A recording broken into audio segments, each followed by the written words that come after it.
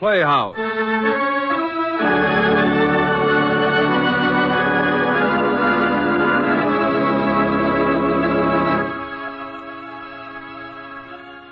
They say what happened was all my fault. And no matter what I tell them, I can't convince them that it was her that really caused it all. Maybe I shouldn't have done what I did. But still, if it hadn't been for what she did, it wouldn't have happened at all.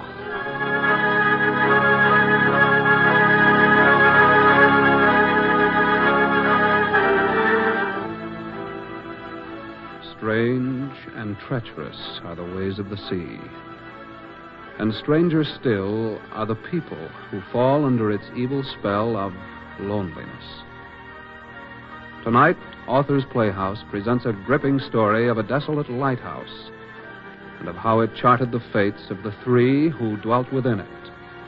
Wilbur Daniel Steele's The Woman at Seven Brothers.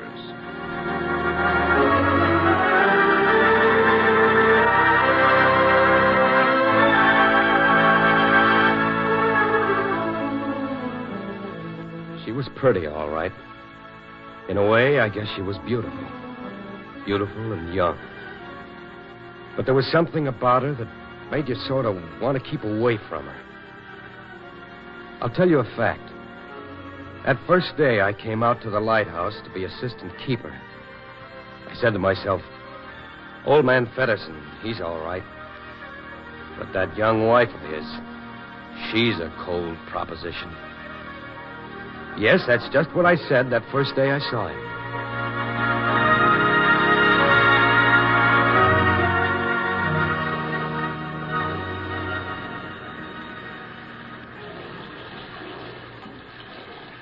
Hello! You in the dinghy. Row over the Jacob's ladder. Over here.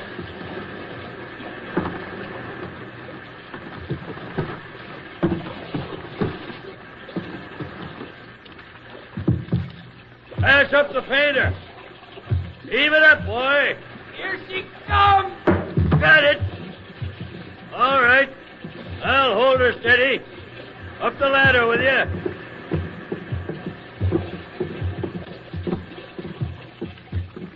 Watch yourself. Steady. There.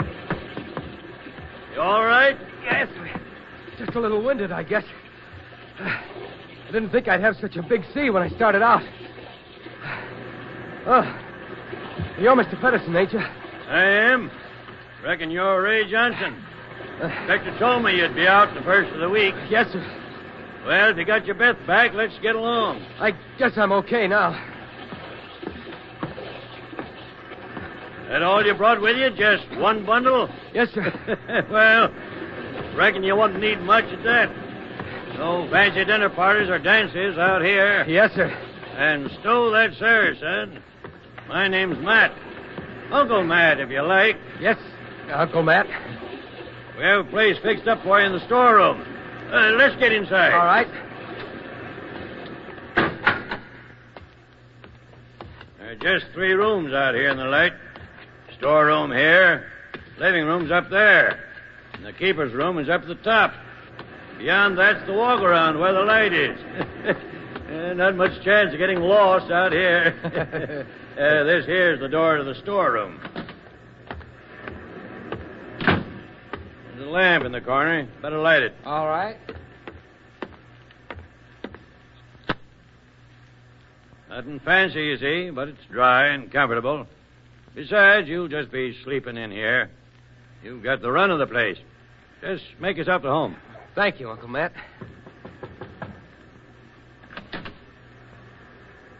Supper's ready, Matt. All right, Anna. This here's Ray, the new assistant. My wife, Anna. Hello. How do, Mrs. Feddersen? Better set another place, Anna. Ray'll be with us as soon as he gets into some dry clothes. 2 or 3. Don't make no difference. Come whenever you've a mind to. Don't pay her no mind, son. Gets mighty lonesome for her out here at Seven Brothers. Well, I don't want to be no bother. Bother? Oh, nonsense. Get your clothes changed and come up to supper.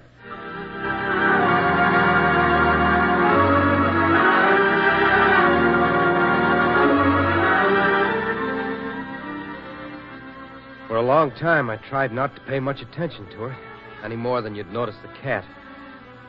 Then one night after I'd been there about 2 months, it happened. It was at prayers. I remember Fedderson was uncommon long-winded that night. He rambled on and on like the surf on the ledge, never coming to an end. My mind strayed. I counted the canes in the chair seat where I was kneeling. Pleated a corner of the tablecloth between my fingers for a spell. By and by, my eyes went wandering up the back of the chair. The woman was looking at me.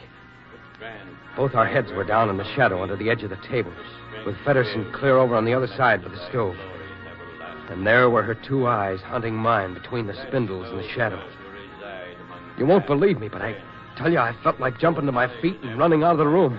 It was so queer. I don't know what her husband was praying about after that. All my eyes were in the top of my head.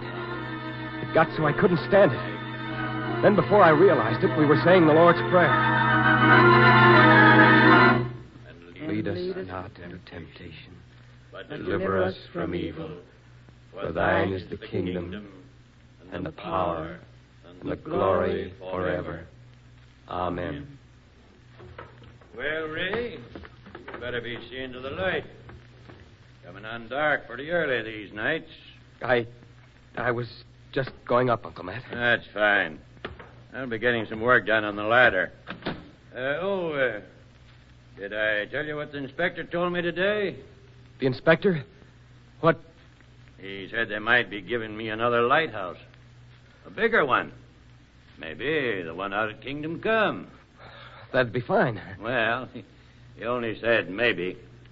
But he did say it's about time I got a light that'd do me credit.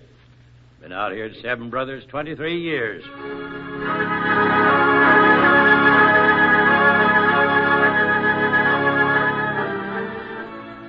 I left the room and went up the stairway, thinking about how many times the old man had told me that he'd been out there for 23 years. He seemed to relish being a martyr. When I got up to the walk-around, it was like a big load had dropped off my shoulders. Everything was free and breezy, with the waves way down below. I trimmed the wicks and lit the light and then stood leaning against the railing, watching the Boston boat go by. Then I heard the door on the other side of the tower open and footsteps coming round to me.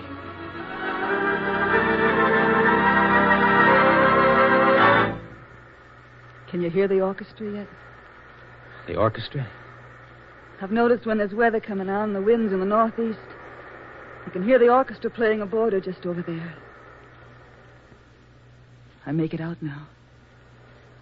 Do you? Yes. I hear it all right now. I wonder what the captain's thinking of, fetching in so close tonight. It's no way to do, I tell you. If it wasn't for this light, she'd pile up on the ledge some thick night. Oh. And then where'd all their music be of a sudden, and their goings-on and their singing? And dancing. Dancing? That's dance music. How do you know? How do I know? Don't you know how to dance, Ray? No.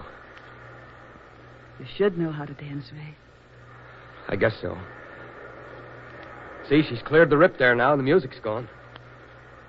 Wouldn't you like to dance, Ray? Dance with me. I guess so. Maybe someday we can dance together, Ray. Somewhere on shore, where there are lots of people all laughing and singing. But how? The lighthouse. I won't always be out here. When Matt gets the Kingdom Come light, we'll be living on shore. Maybe you'll be his assistant. Or you can come and visit us. You'd come, wouldn't you? Sure. Of course I'd come, if you wanted me. Yeah. I would want you to. Ray. Yes? What's the matter? Are you afraid of me? Afraid? No. Of course not. You don't understand, do you, how lonely I am? How lonely we all are out here. It's the light, Ray, that's what it is. Made a captive of him. Matt. It's doing the same to you. But I won't let it get me. You must help me, Ray. Help you? How can I help you?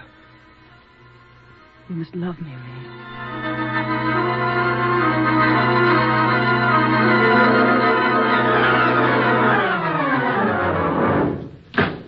What's wrong, Ray? Land sakes.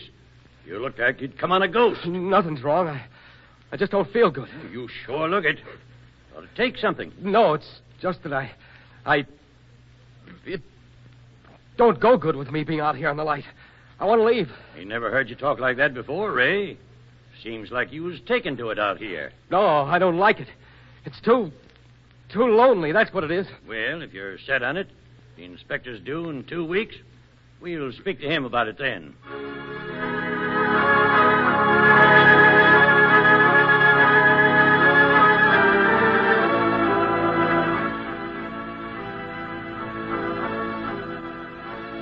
It's hard to tell how those 2 weeks went by.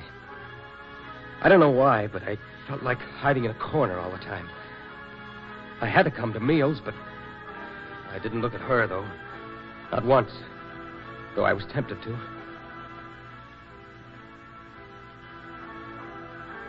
When the inspector came out with the tender, I told him I was through. He looked at me kind of sneering and said, Ah, soft, eh? Well, you'll have to stay out here till next relief. Yes, sir. There's going to be a house cleaning at Seven Brothers about then anyway. House cleaning, Mr. Bayless? Why, how do you mean? I mean, I've got you the berth at Kingdom Come, Matt. How do you like that? Kingdom Come. Hmm? No. Matt, that's wonderful. Yep. Thought that'd knock the wind out of your sails, Matt. And if this chicken-hearted assistant of yours hadn't turned soft on us, he might have got the light out here. I can't believe it. After all these years. That's no more than you deserve. About time they saw your worth. I told them, I guess. No. No, it's not for such as me. I'm good enough for Seven Brothers, and that's all, Mr. Bayless. That's all. Huh? You mean you won't take it? Matt, are you crazy? Kingdom Come is Shorelight. It's what we wanted, what you've wanted. That's just it. Kingdom Come's too important a light, a shore light. Too much responsibility for such as me. Well, now look here, man. Why, you are crazy. You'll take it all right, Inspector. Because if he doesn't... Now, Anna, there's no cause to be getting excited. You don't expect me to spend the rest of my life out here, do you? Seven Brothers is a good light. I've sort of gotten used to it. Why, you've been after me to get Kingdom Come for you for 15 years, and now you're... I know, and I'm grateful to you, Inspector, but it's too much. They'll have to give it to someone else. Someone else? While we stay out here for 15 more years. Until we die. Until the loneliness kills everything that's human inside of us. You shouldn't talk like that, Anna. I'll talk as I please. I'm tired of you. The light and everything to do with this cursed place.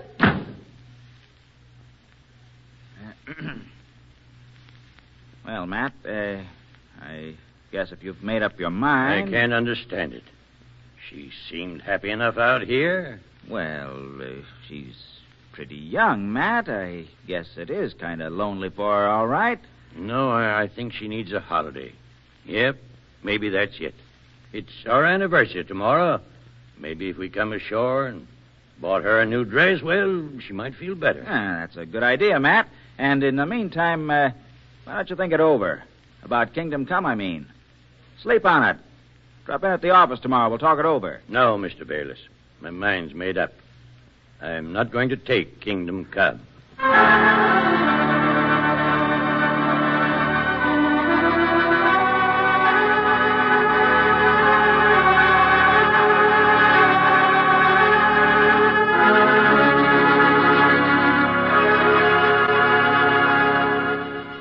After the inspector left, it was my watch. I went up the spiral stairway to the walk-around to have a look at things. She was there on the seaward side, wrapped in some silky thing. I was surprised to see her there and started to go back down, but she saw me. So I stopped beside her and leaned on the rail. For a while, we stood there listening to the whistles of the Boston boat and the fisherman's conch farther offshore.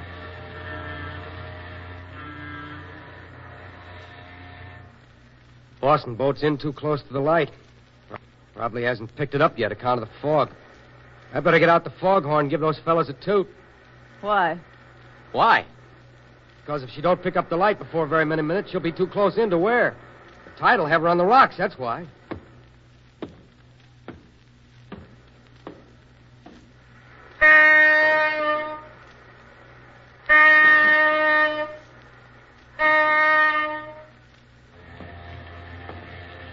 I guess she's picked up the light. She's veering out again. You're getting to be just like him. All that matters is the light. Ray, you know why I'm up here, don't you? I came up to say goodbye to you. I don't understand. You heard what Matt said about Kingdom Come. Be it so. On his own head. I'm going to leave him the first chance I get. Ray, I got friends in Brightonboro. Brightonboro? Why are you telling me? So you'd know, Ray.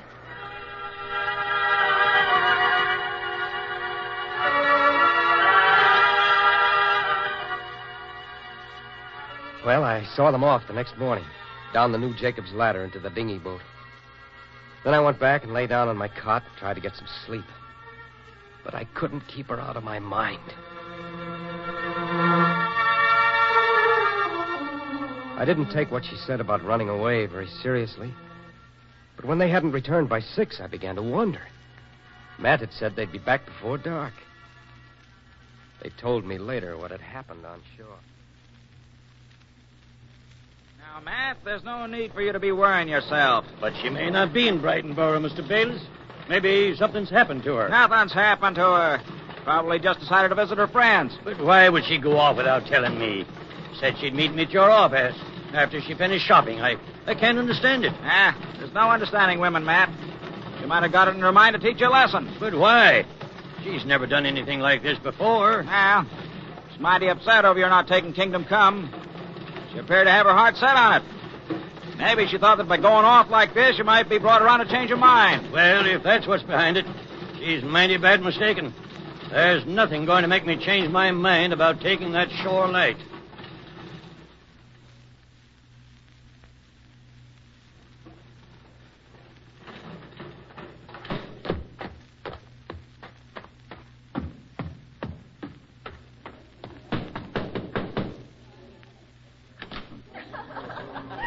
Well, good evening. Good evening.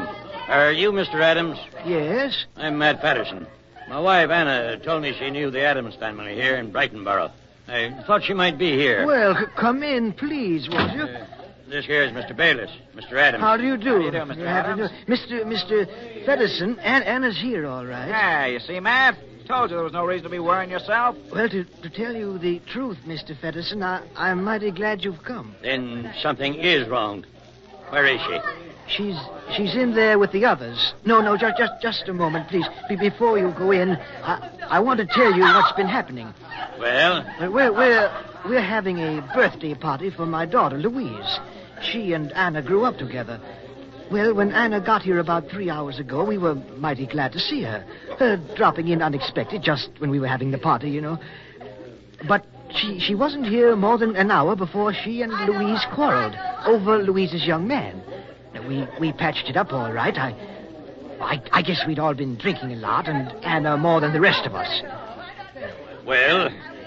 Well, the truth is, Mr. Fedderson, she seems like something's gotten into her. Thank you, Mr. Adams. If something's gotten into her, I'll soon have it out. Now, Matt, think before you do anything you'll be sorry for. If anyone's going to be sorry, it won't be me. Anna!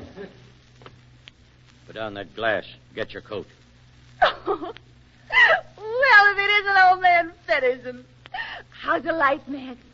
Ain't you afraid something might happen to it while you're away? It's the work of the devil. Sure! What's wrong with the devil? It's the best friend a person ever had. Shut your blasphemous mouth. Oh. Now, come on. We're going home. Ned Pedersen. You'll live to regret that. If it's the last thing I ever do, pay you back for that slap.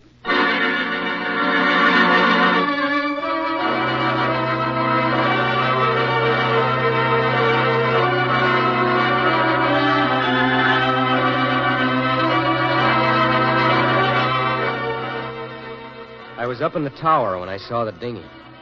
I could make out the figure of Matt bent over the oars and her in the stern with her face lifted up, looking toward the light. When I went down to help them, I could see that something happened. Matt didn't say much, just that he was going up to bed. I told him not to worry. I'd been resting all day, and I'd take the whole night watch if he wanted me to. Anna didn't say a word, just climbed up the Jacob's ladder and disappeared into the lighthouse. When I'd made the dinghy secure, I went back up to the tower. It was a little after midnight when she came up.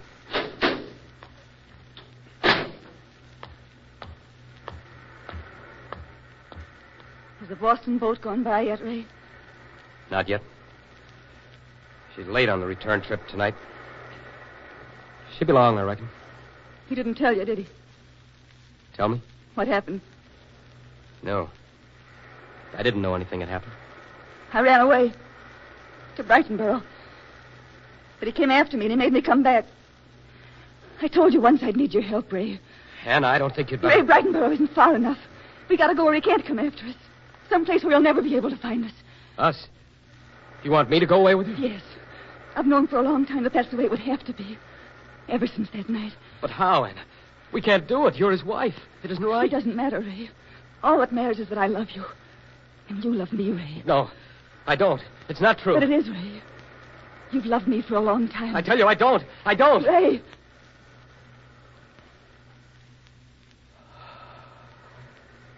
Oh, Anna. How can you be so beautiful? Because I've always wanted to be so. Your eyes. Why are they so heavy? Because they want to see so many things I've dreamed of. Your lips. Color of blood. Because they've wanted so long to be kissed. Kiss me again, Ray. Ray, I have some money. We can go ashore tonight, now. By tomorrow, we'll be far away from here. From the light and from him.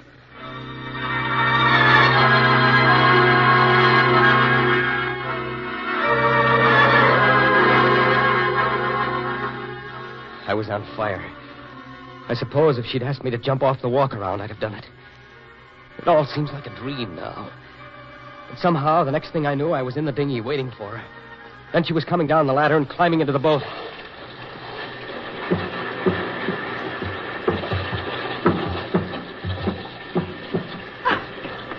Here, Ray, you better take this. What is it? There's $300 in that oilskin. Our freedom. Now cast off. Hurry. All right, Anna.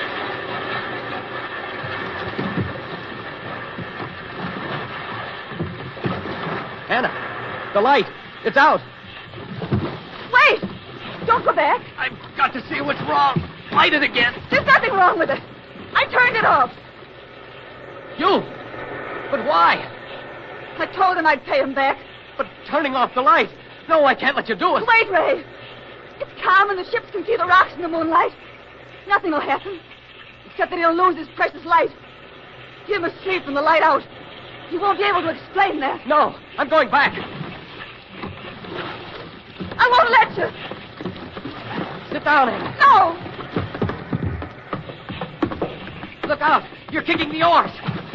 They're not going back. I don't want to hurt you, Anna. Look out. Oh. Anna!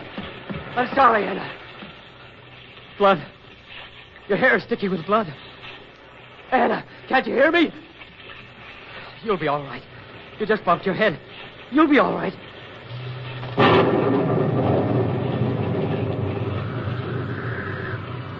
I sat on the bottom of the boat, holding her head on my lap. I don't know how long it was, but then suddenly I felt the rain and realized that the terrible noise in my ears was thunder and wind. And then I heard it. The Boston boat was lost in a sudden storm and was trying to pick up the light. But there was no light, and I was helpless. The breakers were tossing the dinghy about, and I had no oars to fight them with. They'd gone overboard during our struggle, and I had drifted too far out to swim back to the lighthouse. The boat was closer. I thought if I shouted, they might be able to hear me and veer off. Hello! Hello! Boston boat, ahoy! Boston boat! It was no use. She kept coming, straight for the rocks. Suddenly, I realized the storm had pushed me back toward the ledge. And then another wave break broke over the dinghy, and I felt the boat smash and crumble beneath me. Somehow I pulled myself and Anna clear of the tangled wood and struck out blindly toward the lighthouse. She was limp, and several times I almost lost her. Then I could see the Jacob's ladder tossing about alongside the pilings. But just as I reached it, I heard the Boston boat again.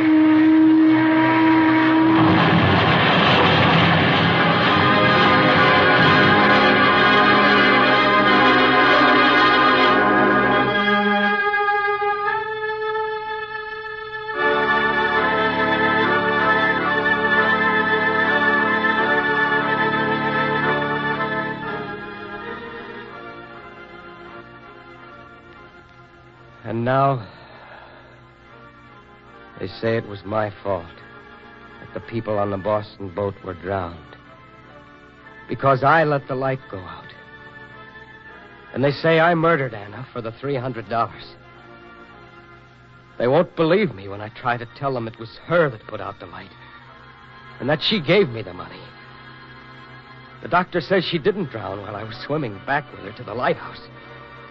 There wasn't any water in her lungs. And they say I murdered her.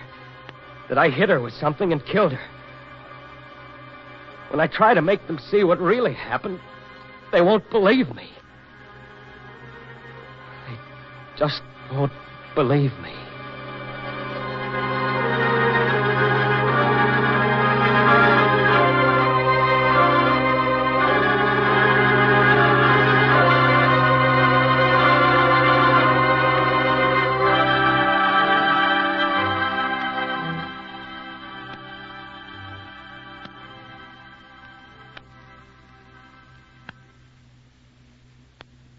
You have heard Wilbur Daniel Steele's story, The Woman at Seven Brothers, adapted for Authors Playhouse by Leslie Edwards and directed by Mr. Albert Cruz.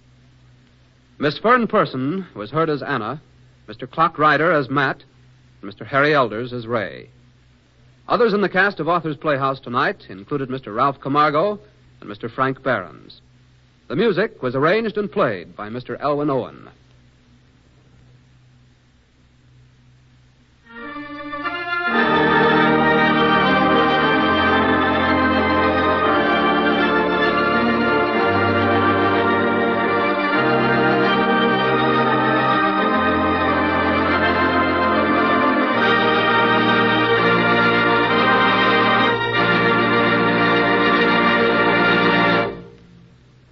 Authors Playhouse was heard in Canada through the facilities of the Canadian Broadcasting Corporation. This is the National Broadcasting Company.